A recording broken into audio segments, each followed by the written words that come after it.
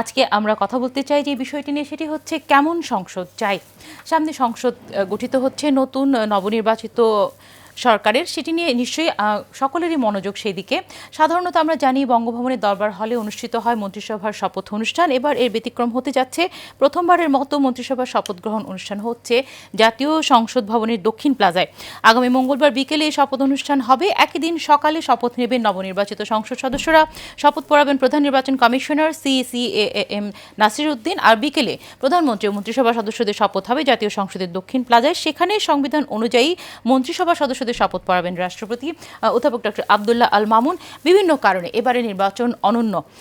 এই যে শপথ গ্রহণ অনুষ্ঠান এবং সার্বিক প্রক্রিয়াটি নিয়ে আপনার বিশ্লেষণ কি?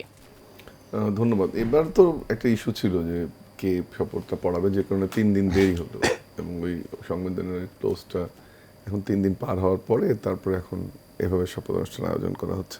তবে একটা বিষয় যেটা আপনি উল্লেখ করেন, এটা সিগনিফিকেন্ট, যে সংসদের দক্ষিণ প্লাজায় আয়োজনটা করা। এটার কয়েকটা কনসিকুয়েন্সের মধ্যে আমি ব্যক্তিগতভাবে যেটা দেখি যে এবারে যে প্রক্রিয়ায় জুলাই অভ্যুত্থান পরবর্তী অনুষ্ঠানগুলো হয়েছে এবং বঙ্গভবনকে নানাভাবে একটু অ্যাভয়েড করারও চেষ্টা করা হয়েছে, সেটিকে এটা একটা দিক। আরেকটি দিক হচ্ছে যে এটাকে মোট জনবান্ধব করা, যে একেবারে বঙ্গভবনের 4 দেয়ালের মধ্যে না রেখে জাতির সামনে উপস্থাপন করা। এবং আমি মনে করি, আমি জানি না এটা কারো মাথায় ছিল কিনা, বাট আমি মনে করি এটা দায়বদ্ধতার জায়গাটাও একটা পরিস্ফুটিত হবে।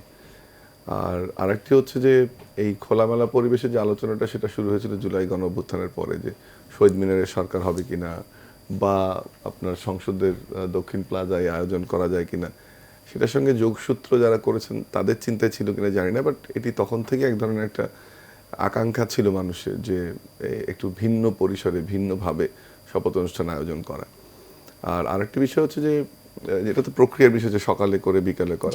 এখন যেটা হচ্ছে যে সবচেয়ে ভালো খবর যেটা, যে যদিও জামাত আজকে 32টি আসন বোধহয়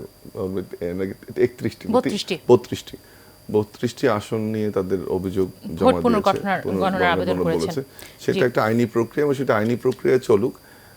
কিন্তু একটা মিছিল বা এরকম একটা কোনো বোধহয় কর্মসূচি ঘোষণা করেছে জামাত, যেটি আসলে কাম্য নয়। এবং আমরা আইনি প্রক্রিয়া থাকবো, ইনস্টিটিউশনগুলোকে শক্তিশালী করব এবং অন্তর্বর্তীকালীন সরকার সময় গঠিত এই নির্বাচন কমিশন তারা নিশ্চয়ই অভিযোগগুলো ভালোভাবে খতিয়ে দেখবে, কোনো যদি ব্যত্যয় হয়ে থাকে সেটা নিশ্চয়ই খুঁজে বের করবে। কিন্তু এটি কিন্তু আবার ভালো লাগেনি, বা এটা ভালো লাগলো না যে নির্বাচন মেনেও নিচ্ছি, না মেনে নেওয়ার কোনো কারণও দেখি নাই, কিন্তু একটা প্রশ্নবিদ্ধ করার যে প্রক্রিয়াটা আমাদের রাজনৈতিক সংস্কৃতির অংশ হয়েছিল, যেটা আমরা এবার চাইনি। কারণ আপনি শুরুতে যেটা বললেন যে মানে বাংলাদেশের ইতিহাসে অন্যতম গ্রহণযোগ্য নির্বাচন হয়েছে, এটা অনন্য নানান কারণে, এটি আসলে অনন্য এবং নানান কারণে অন্যতম কারণ লাবণী, একটা হচ্ছে যে আইন শৃঙ্খলা বাহিনীর যে মনোবল, সামাজিক যে অস্থিরতা, ওভারঅল যে সিচুয়েশন, পলিটিক্যাল সিচুয়েশন, তাতে শুধু উতরে যাওয়া শব্দটা আমরা নানান সময় বলতাম অন্যান্য নির্বাচন কমিশনের ক্ষেত্রে, এবং অনেক সময় আমরাও সমালোচনা করেছি যে দেশের ইতিহাসে সবচেয়ে ভালো নির্বাচন দেবেন অন্তর্বর্তীকালীন সরকার। আপনার এখানে আমরা বহুদিন বলে গেছি, যেটা না বললেই ভালো। এক ধরনের শঙ্কা বছরব্যাপী চলেছে যে হবে কিনা, সফলভাবে করেছে।